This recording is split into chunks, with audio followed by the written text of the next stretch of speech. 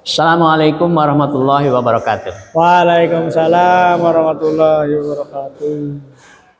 Alhamdulillah wa syukrulillah wassalatu wassalamu ala sayyidina wa maulana Muhammad ibn Abdullah sallallahu alaihi wasallam wa ala alihi wa sahbihi wa mawalah amma ba'd. Fi hadzal yaum fi hadzal sabah insyaallah nastamiru darsana hadza fi tafsiri surah Yasin minal ayah at-tasi'ah wa sittin ila at-thalithah wa sab'in. Fa qabla kulli syai'in hayya naqra basmalah. Bismillahirrahmanirrahim. Fa narju minkum an tahtamu wa tafhamu jayidan ma ubayyina lakum min hadhihi al-ayat al-atiyah allati sanubayyina lakum jami'an. Fa qabla dhalika nuridu ahadan minkum an yaqra tilkal ayat. Man yurid an yaqra? Ragil. Ayah, tafadhal Ragil an taqra. A'udzu billahi minasy syaithanir rajim. Bismillahirrahmanirrahim. Wa ma 'allamnahu asy-syi'ra wa ma yanbaghi lah in huwa illa dzikru wa qur'anum mubin. Liyunzira man kana hayyan wa yahiqqal qawlu 'alal kafirin. Awalam yarau anna khalaqna lahum mimma 'amilat aydina an'aman fahum laha malikun. Wa dzallalnaha lahum faminha raqubuhum wa minha ya'kulun wa lahum fiha manafi'u wa masharib afala yashkurun. Shadaqallahu azim.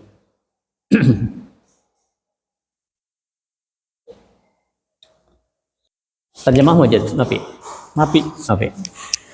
Ayah.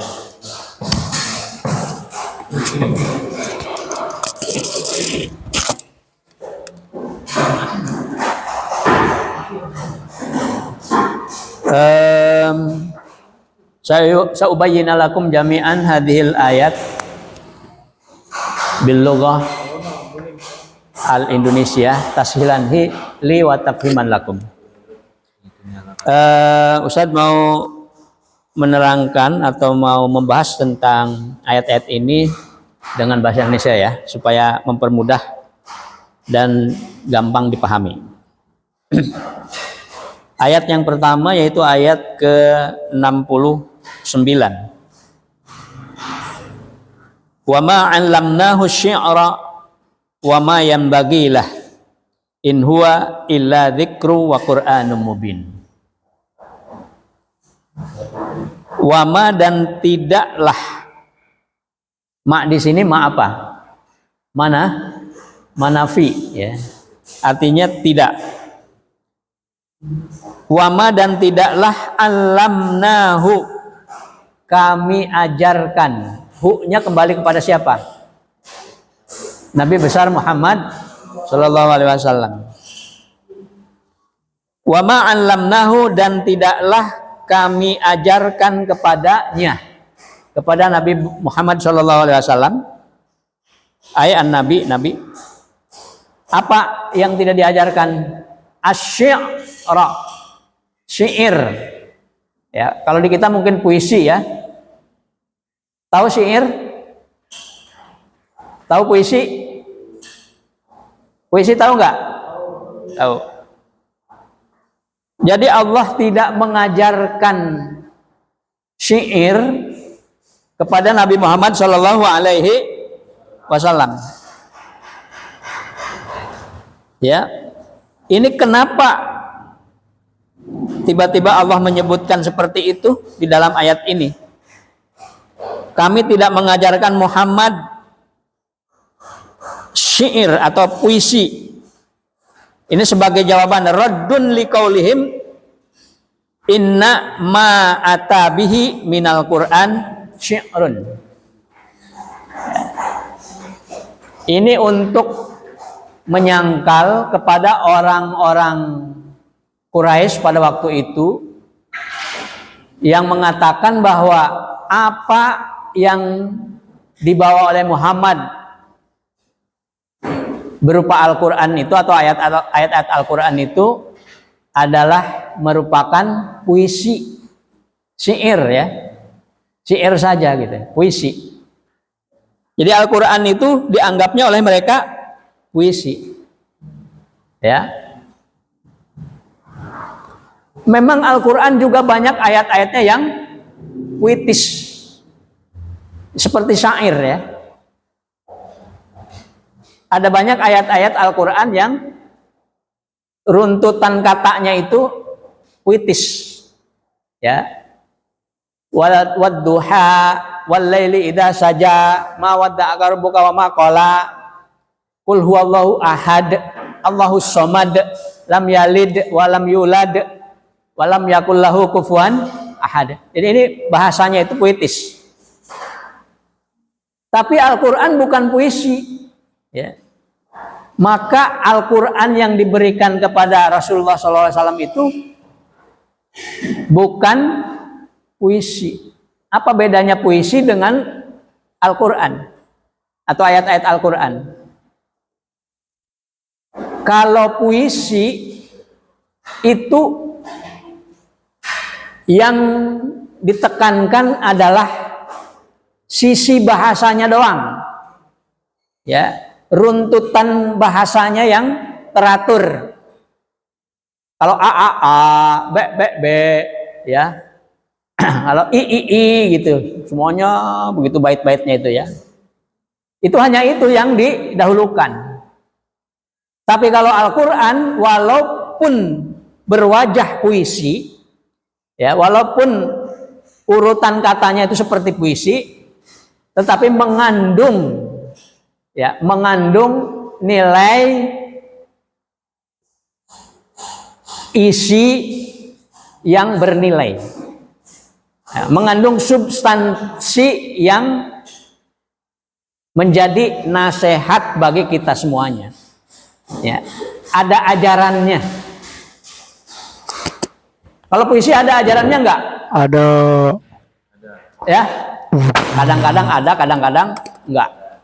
Saking puisi itu terkadang hanya nilai bahasanya aja yang dinikmati oleh orang-orang Arab pada waktu itu, sehingga ada banyak puisi yang sampai menghayalnya itu terlalu jauh, ya, terlalu jauh, enak didengar, tapi isinya itu semakin tidak dipahami, ya.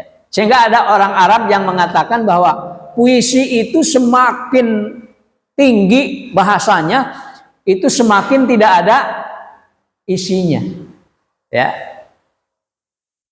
Beda dengan Al-Quran.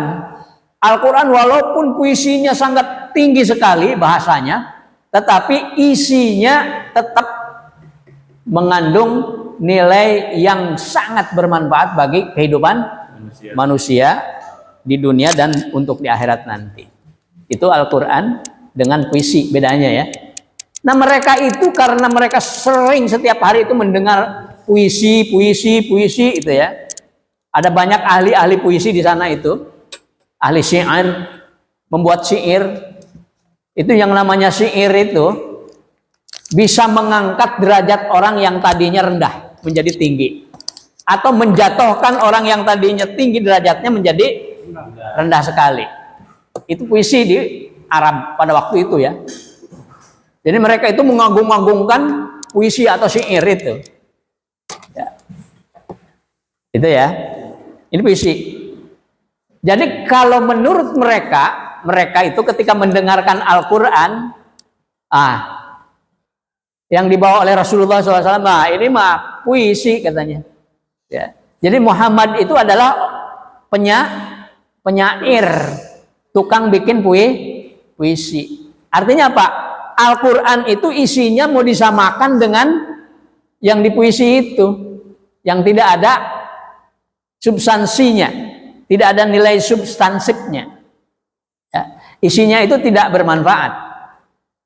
Itu menurut mereka ketika mendengar Al-Quran yang dibawa oleh Rasulullah SAW. Ya.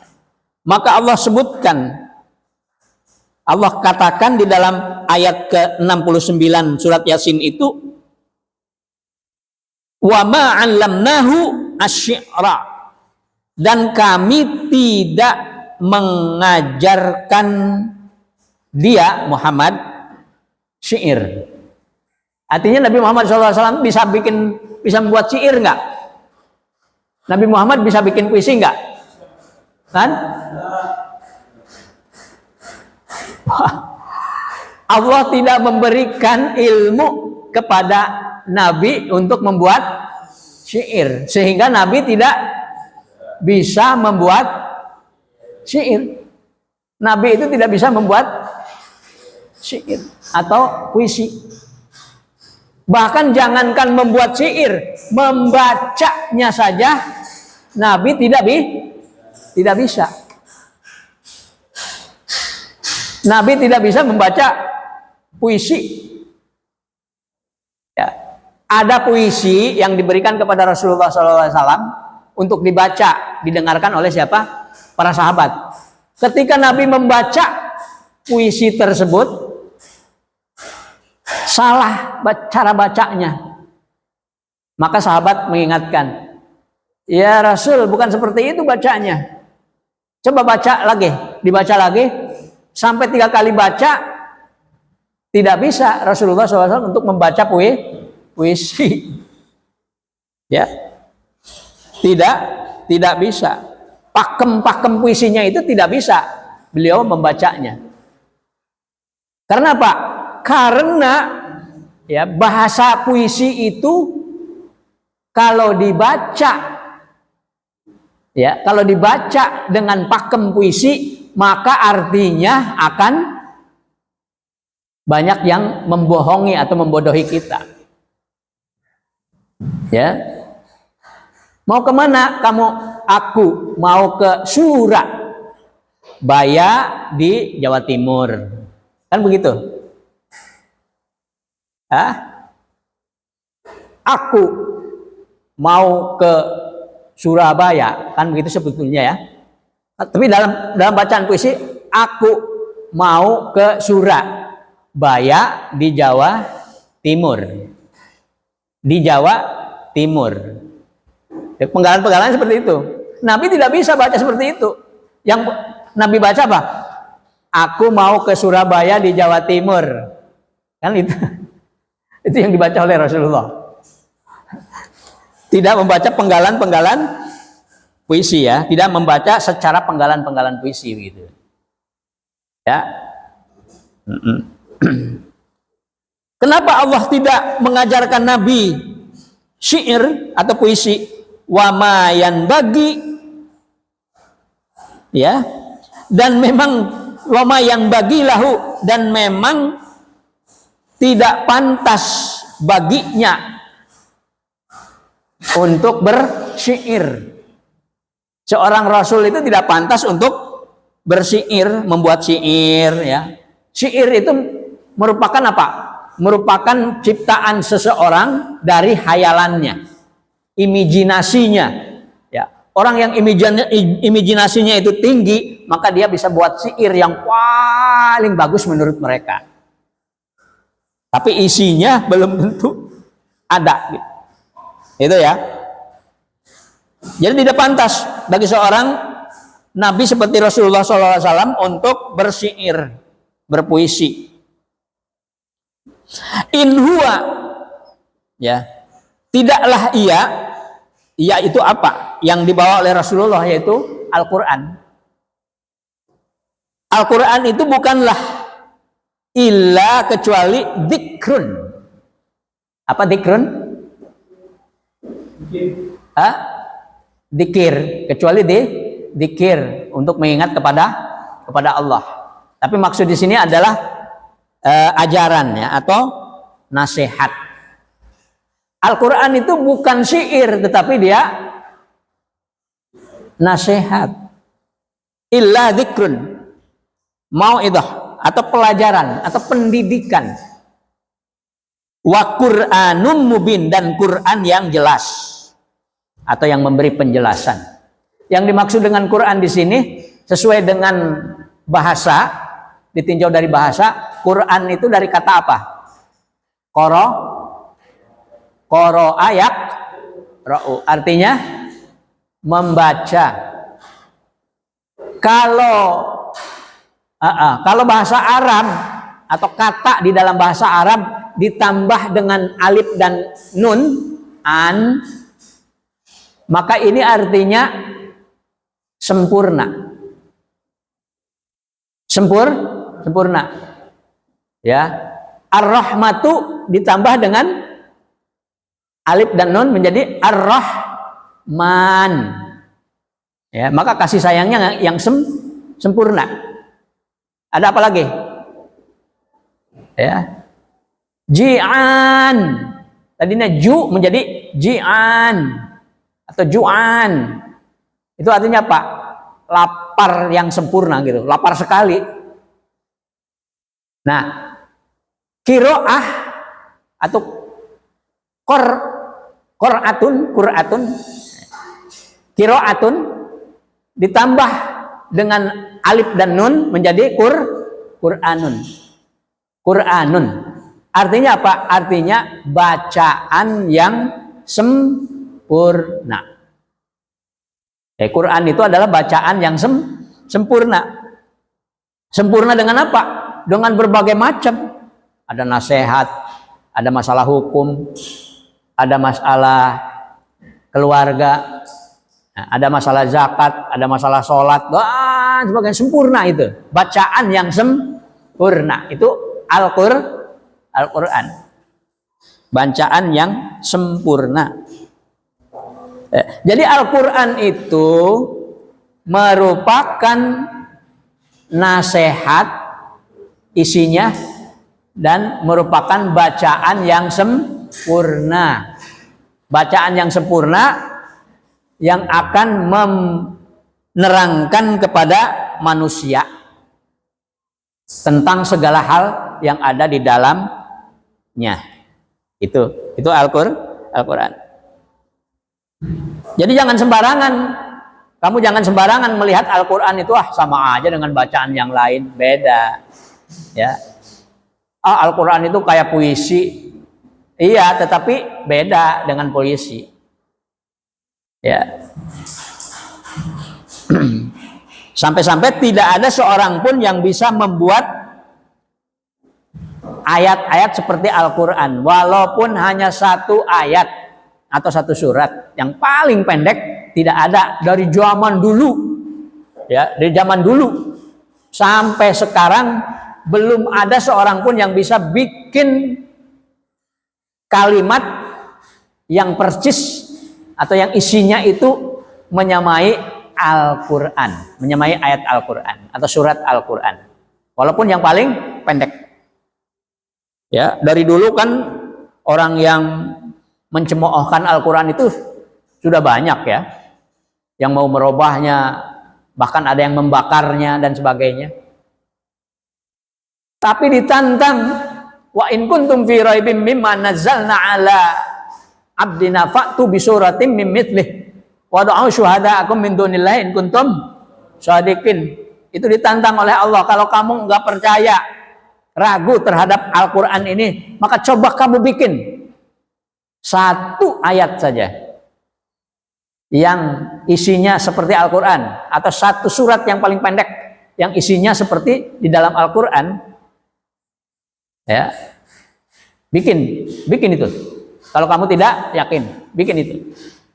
Ditantang dari mulai Al-Quran turun sampai sekarang, bahkan sampai hari kiamat tidak akan ada yang bisa. Fa'illam tab'alu walan tab'alu fattaqun nar allati waquduhan nasu wal hijarah. Ya, kalau ya kamu tidak bisa dan pasti kamu tidak akan bisa untuk membuatnya, maka takutlah terhadap api neraka. Nah itu ya. Jadi Al-Quran bukan syair, karena Allah juga tidak mengajarkan kemampuan untuk bersyair kepada Muhammad SAW.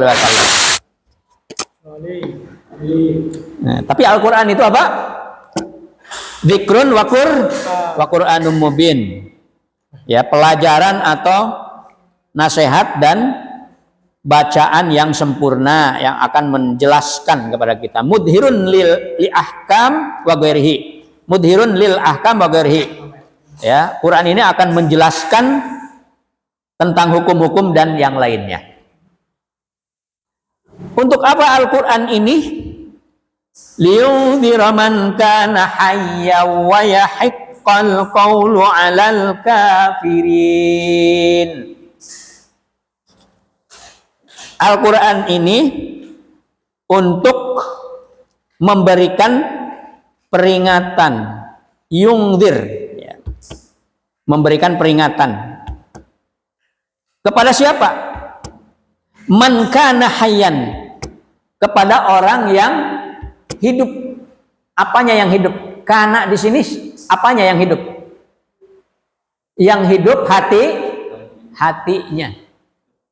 Ya. Artinya apa? Kalau orang hatinya sudah mati, itu tidak akan jadi apa-apa. Al-Quran itu tidak ada manfaatnya apa-apa. Ya.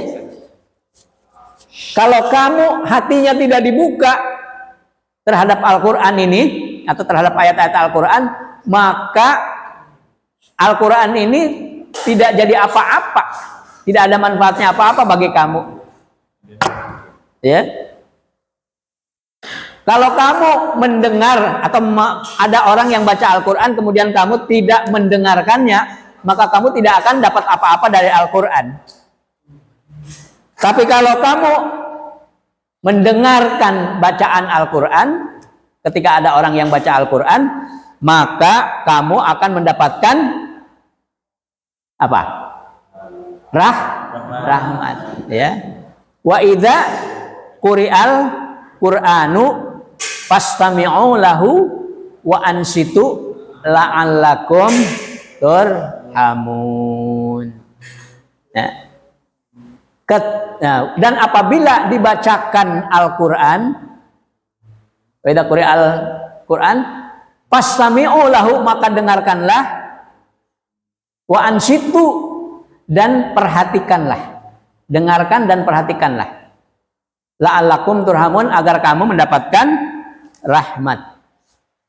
Artinya kalau tidak mendengarkan dan tidak memperhatikan, maka kamu tidak akan mendapatkan rahmat. Walaupun di masjid dibacakan Al-Quran, atau kamu nyetel tip atau nyetel apa? Video yang baca Al-Quran, murotal. Kamu tidak mendengarkan dan tidak memperhatikan, ya percuma aja. Ya, karena tidak memberikan apa-apa. Maka di sini disebutkan Al-Quran itu bisa menjadi peringatan, bisa menjadi pelajaran, bisa menjadi manfaat bagi orang itu yang apa? Man kana hayyan, bagi yang hatinya itu hidup, hatinya dibuka, ya, hatinya dibuka. Kita selalu minta hidayah dari Allah. Ya Allah, ihdinas siratal mustaqim, tunjukkanlah atau berikanlah hidayah pada jalan yang lurus. Tiap hari kita baca berapa kali tuh? Mohon kepada Allah untuk memberikan hidayah untuk kita. Tapi kita tidak membuka hatinya untuk datangnya hidayah itu, ya susah untuk masuknya. Oleh karena itu kalau kamu baca Al-Fatihah itu harus dengan hati yang terbuka supaya hidayah-hidayah Allah itu betul-betul masuk ke dalam diri kita. Kalau kamu baca Al-Quran atau kalau kamu belajar Al-Quran, maka hati kamu buka hati kamu supaya rahmat, berkah, hidayah itu masuk semua ke dalam hati kamu ya. Ilmunya itu masuk. Ya. Kamu belajar setiap hari di sini, tapi hati kamu tidak dibuka. Ya susah ilmunya untuk masuk ke dalam diri kamu. Ya. Itu ya. Al ilmu nurun ilmu itu adalah cahaya. Cahaya siapa? Cahaya Allah. Wa nurullahi la yuhdalil asy. Sedangkan cahaya Allah itu tidak akan masuk ke dalam hati seseorang itu, ke dalam otak seseorang kalau dia bermaksiat. Maksiat itu ya hatinya tidak dibuka, ya pikirannya kemana. Ya coba kamu sedang belajar tafsir di sini, sedang belajar Kurdis, hatinya ada di mana? Kira-kira sekarang? Apakah di sini? Apakah betul-betul mendengarkan? Atau sedang memikirkan apa? Uang, apa-apa, main, atau nanti jalan-jalan dan sebagainya? Nah, tergantung tuh. Ya, kalau yang hatinya tidak dibuka, hatinya di mana gitu, itu susah ilmunya untuk masuk, susah hidayah untuk masuk, susah rahmat untuk masuk. Nah, orang kafir itu yang selalu mengkaper. Apa yang dikaper oleh orang kafir? Hatinya. Ya, ketika keimanan mau datang, dikaper oleh dia, kafir.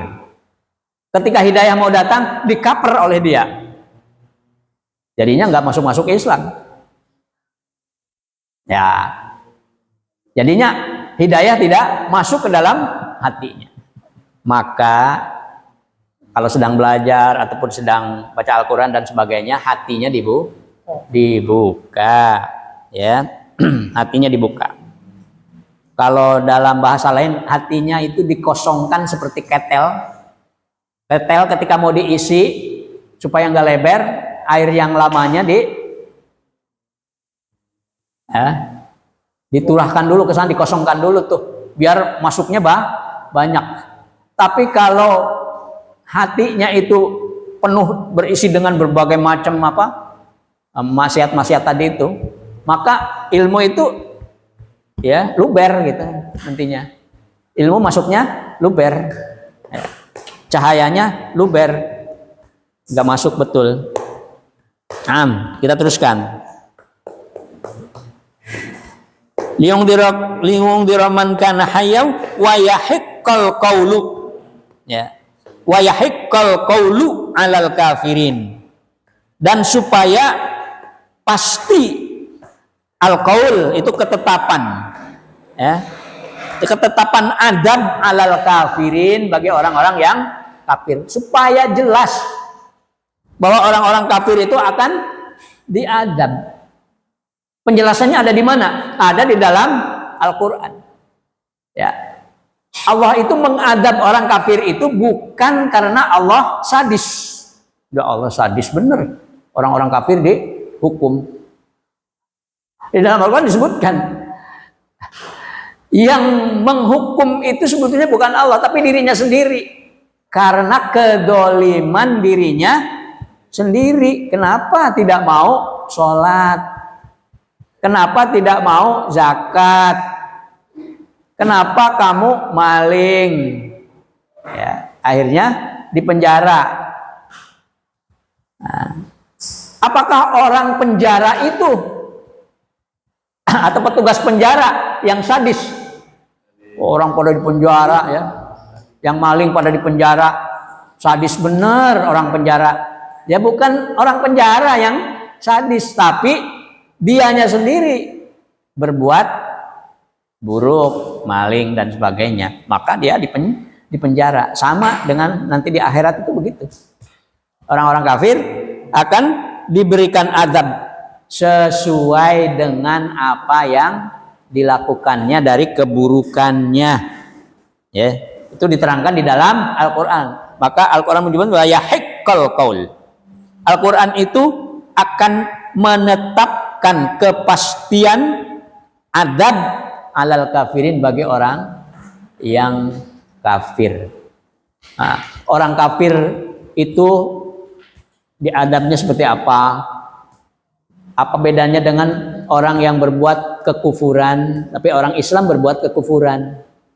Orang kafir berbuat kekufuran. Ada orang Islam yang berbuat kekufuran enggak?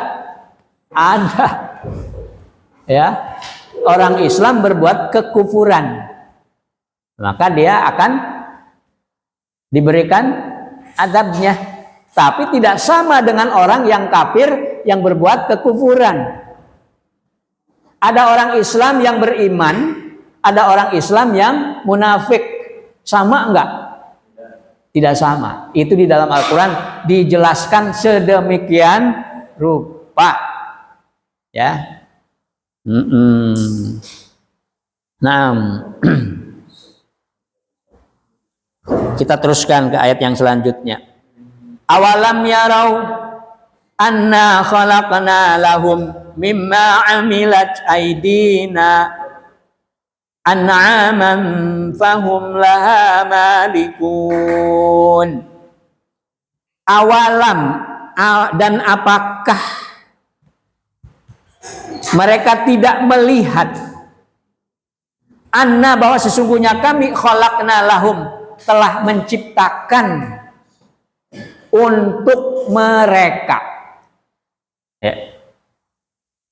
Artinya Allah memberikan sesuatu atau memberikan nikmat kepada mereka, orang-orang yang kafir. Apakah orang yang kafir nggak bisa makan di dunia ini? Sama, mereka makan. Apakah mereka tidak diberi rezeki? Sama, diberi rezeki oleh Allah. Ya. Apakah mereka tidak melihat bahwa mereka itu diberi rezeki oleh Allah? Ya, ini ya. Apakah mereka tidak melihat bahwasanya kami telah menciptakan segala sesuatu untuk mereka, lahum, untuk mereka. Apa saja untuk mereka? Ada rizki, ada makanan, ada pohon-pohonan, ada buah-buahan, ada binatang, ternak dan sebagainya. Ditundukkan kepada mereka. Mereka bisa makan dan sebagainya, ya kan? Ya. Apa mereka tidak melihat itu? Ya.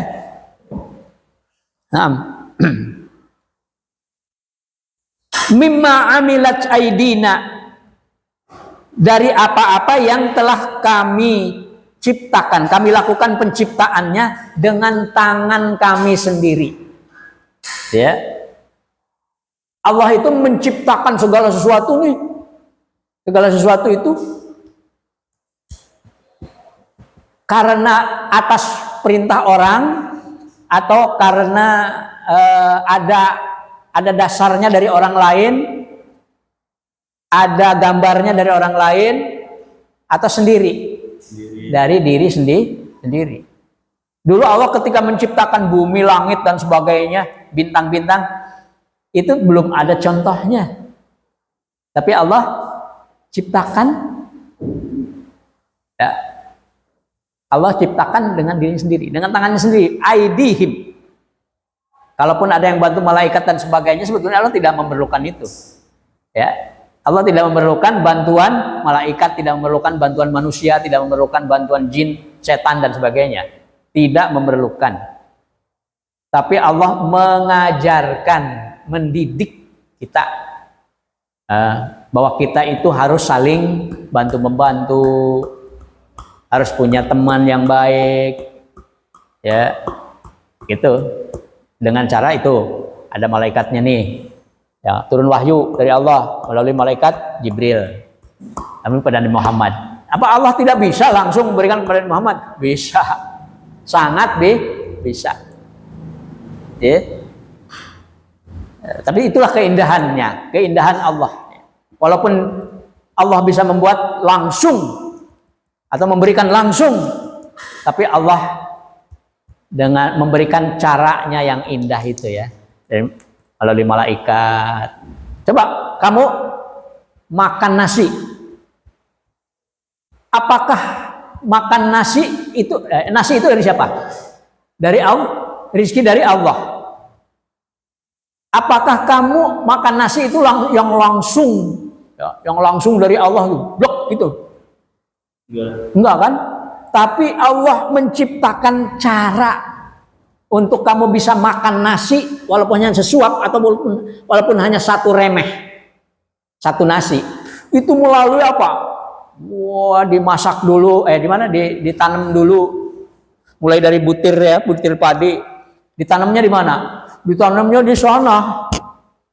Di mana? Di daerah mana itu?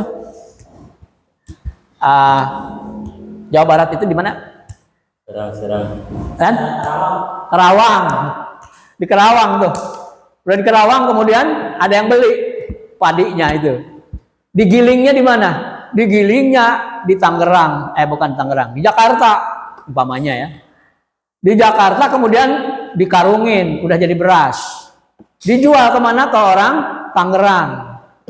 Di Tangerang untuk sampai kemana? Sampai ke sini nih, Cisauk. Itu harus pakai mobil, dibawa mobil orang lain. Kemudian dari Cisauk untuk sampai ke pesantren ini pakai motor lagi, orangnya beda lagi. Nah, Masya Allah, luar biasa ya. Itu Allah mencontohkan kepada kita ya pendidikan atau proses dalam segala sesuatu. Jadi kamu kalau membuat segala sesuatunya itu jangan pengen cepet aja. Ya, orang zaman sekarang pengennya instan aja ya. Makan langsung pakai air panas udah dimakan, itu Indomie atau yang lainnya gitu ya. Udah matang tinggal dimakan aja. Itu pengennya begitu ya. Belajar juga pengennya begitu, langsung masuk ilmu tanpa belajar. Ya. Ada dua hal dalam belajar itu. Yang pertama apa? Sarananya. Yang kedua kemauannya. Zaman dulu itu sarana belajar itu sangat minim. Gak ada mobil, gak ada motor, gak ada sepeda, jalan kaki itu ya dari gunung ke gunung untuk mencari ilmu.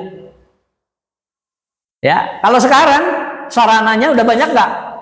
Gampang sekali, naik kereta, ada yang naik mobil, ada yang naik motor, ada yang naik sepeda, ada yang naik kapal terbang untuk belajar.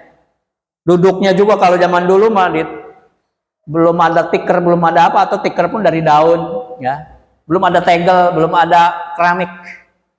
Ya. Tapi apa yang membuat mereka itu ilmunya hebat-hebat? Karena kemauan. Sarananya minim tapi kemauannya besar, maka dapat ilmu yang banyak. Kalau sekarang sarananya besar dan banyak tapi kemauannya sedikit. Pengennya tidur ada kalau lagi belajar. Iya kan? Benar ya? Jadi apa perbedaan orang dulu belajar dengan orang sekarang belajar? Kalau dulu sarananya sedikit tapi kemauannya besar. Kalau sekarang sarananya besar tapi kemauannya kecil. Nah, itu kamu perlu pikirkan tuh. Bagaimana supaya sarana besar tapi kemauannya juga besar sehingga ilmunya lebih hebat dari orang dulu. Gitu ya. Jadi Allah telah menciptakan segala sesuatu untuk mereka, untuk manusia. Ya. Dari apa-apa yang telah diciptakan oleh Allah sendiri. Ya. Benar nggak? Menciptakan hujan dengan air yang sudah diciptakan oleh Allah dengan tangannya sendiri, air. Ya. Kemudian menciptakan manusia dari apa? Dari tanah. Tanah itu sudah diciptakan oleh Allah dari sejak dulu, sebelum manusia diciptakan. Jadi Allah menciptakan manusia dari tanah yang telah Allah ciptakan dulu. Nah, di sini apa yang telah Allah ciptakan yang diberikan kepada manusia? Yaitu An'aman, ya. Apa makna an'am? An'am itu apa artinya? Halo? Masa nggak tahu? An'am itu binatang ternak, ya. Yaitu binatang ternak, ya, binatang ternak. Fahum laha malikun. Lalu mereka itu terhadap binatang tersebut memilikinya, menguasainya, ya. menguasai. Nah, kamu punya ayam, kamu punya kambing, kamu punya onta, kamu punya sapi. Itu siapa yang menciptakan? Ya, yang menciptakan adalah Allah. Bukan kamu yang menciptakan sendiri. Tidak akan bisa. Jangankan bikin kambing, ya, bikin kukunya aja, kuku kambing, bisa nggak? Nggak bisa. Apalagi nyawanya dan sebagainya. Itu semuanya dari siapa? Dari Allah. Dari Allah. Ya. Dari Allah. Ya. Lah ini kan punya saya, sudah saya kuasain, saya bisa menguasai ini, kambing ini. Iya, itu setelah dia apa? Setelah ditundukkan oleh Allah. Coba kalau kambing tidak ditundukkan oleh Allah kepada manusia, setiap mau diambil langsung nenggar, ya, nanduk, kamu bahkan nggak akan bisa hidup. Nah, maka ayat selanjutnya, wadallalnaha lahum faminha rakubuhum wa minha ya'kulun. Dan kami tundukkan binatang ternak itu bagi mereka, lahum, kepada mereka. Ya. Jadi kenapa kuda itu nurut sama manusia? Diapain aja mau, dikasih gerobak di belakangnya mau aja jalan. Ya, kenapa mau? Halo, Pinter. Karena Allah sudah menundukkan. Jadi binatang-binatang ternak itu sudah ditundukkan oleh Allah kepada manusia. Bahkan bukan hanya binatang ternak, gajah aja yang begitu gede, begitu besar. Kuatan mana, manusia atau gajah? Gajah. Besaran mana, manusia atau gajah? Tapi kenapa gajah bisa dituntun oleh manusia untuk dijadikan mainan dalam sirkus umpamanya? Disuruh begini, disuruh jalan-jalan, padahal sama anak kecil. Ya, karena Allah sudah menundukkan kepada binatang itu untuk manusia. Coba kalau Allah sebaliknya menundukkan manusia kepada binatang, maka mungkin kamulah yang dijadikan sebagai kurban untuk sembelihan di hari raya Idul Adha. Ya. Tapi karena Allah menundukkannya kepada binatang, kepada sapi, kepada onta, kepada kambing, ditundukkan untuk manusia, maka yang dijadikan korban itu adalah binatang ternak. Yang dijadikan korban itu kambing, sapi, onta, kerbau, dan sebagainya. Itu ya. Harusnya kamu bersyukur kepada siapa? Kepada Allah yang menundukkannya. Nah, Allah menundukkan binatang ternak untuk manusia itu untuk apa? Ya. Lahum faminha rakubuhum, ya, maka dari sebagiannya atau dari sebagian binatang ternak itu rakubuhum menjadi alat apa? Gimana ya, rakabu? Kendaraan, ya. Untuk supaya manusia bisa jalan dari sini ke Jakarta, dari Tangerang ke Jakarta lebih cepat. Nah, tidak terlalu capek, maka menggunakan kuda, menggunakan sapi, menggunakan kuda. Ditundukkan untuk bisa ditunggangi oleh manusia, ya. Wa minha yakulun, dan dari sebagian hewan ternak itu digunakan untuk makan, digunakan dagingnya untuk dimakan, ya. Iya, dagingnya untuk dimakan atau di sop atau di sate, ya. Ada yang di rendang daging sapi, ada yang di apa? Ya, itu ya. Jadi fungsinya dua ya. Binatang ternak itu ditundukkan kepada manusia, fungsinya dua. Yang pertama untuk kendaraan, yang kedua untuk dimakan. Kendaraan dimakan, kedua. Nah, yakin itu sudah paham? Tahu? Tahu kamu itu sebetulnya ya. Tapi enggak bersyukur kepada Allah. Nih orang-orang yang kafir ini mah, bukan kamu, orang-orang yang kafir. Orang yang kafir udah tahu mereka dikasih itu oleh Allah, tapi mereka tidak mau bersyukur, malah menutup hatinya untuk mendapat hidayah dari Allah. Naam. Walahum fiha manafi'u wa masyarib afala yashkurun. Dan bagi mereka, ya, fiha, di dalam ternak atau binatang ternak itu, manafi'u, ada manfaat-manfaat yang lain, ya. Manafi'u, ada manfaat-manfaat yang lain. Contohnya apa? Selain dipakai untuk kendaraan dan selain dagingnya dimakan, binatang ternak itu untuk manfaat lain apa? Hah? Ada yang untuk obat. Hah? Ada lagi yang untuk apa? Pakaian bulunya. Beduk.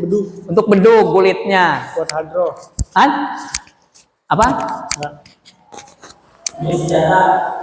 Untuk sajadah. Untuk wadah air. Kalau zaman dulu mah ya wadah air pakai itu. Untuk apa lagi? Kulitnya di apa lagi? Buat jaket. Bikin sepatu, ya kan?